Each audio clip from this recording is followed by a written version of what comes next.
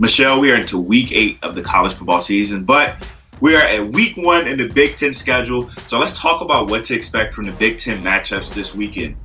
Yeah, Wisconsin hosts Illinois on Friday night to kick off the season. That'll just be fun, officially starting the Big Ten season. On Saturday, you've got Nebraska and Ohio State. Penn State's on the road to Indiana, but the actual real big game of this weekend in the Big Ten's opener is number 18 Michigan at number 21 Minnesota. Michigan is a slight field goal favorite, and Jim Harbaugh is entering his 6th year as the head coach. Hasn't made it to the Big Ten championship game yet. Maybe this could be their year. Kind of doesn't feel like it, but more on that in a little bit. Yeah, the worst thing a team could do so far this year is to have a slow start, especially when most of these teams will be chasing Ohio State. So that's going to lead us into our next topic. What team do you think could challenge Ohio State for that Big Ten champion spot or replace them in the Big Ten championship game? In the Big Ten East, Penn State is always that consistent challenger, the one that we think is the consistent challenger, and they never quite get over it.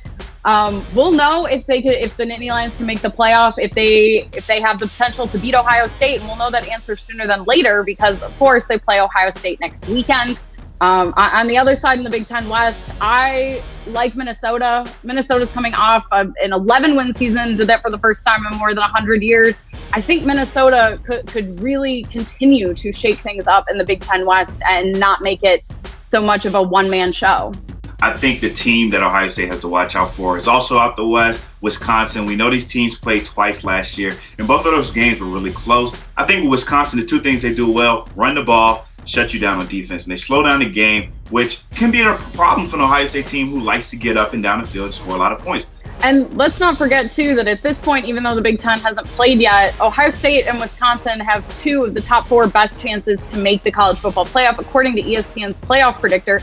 So that suggests that they expect these 2 teams to win their respective divisions, but that also says that if they meet in the conference championship game and it's a close loss, perhaps 2 Big Ten teams are actually going to make the playoff this year. Yes, that is true, but before we can even speculate that, we have to discuss the schedule. 8 games, 8 weeks. The 9th week will be the Big Ten championship. This conference has no wiggle room. If a game were to be suspended or postponed, how do they go about that this year?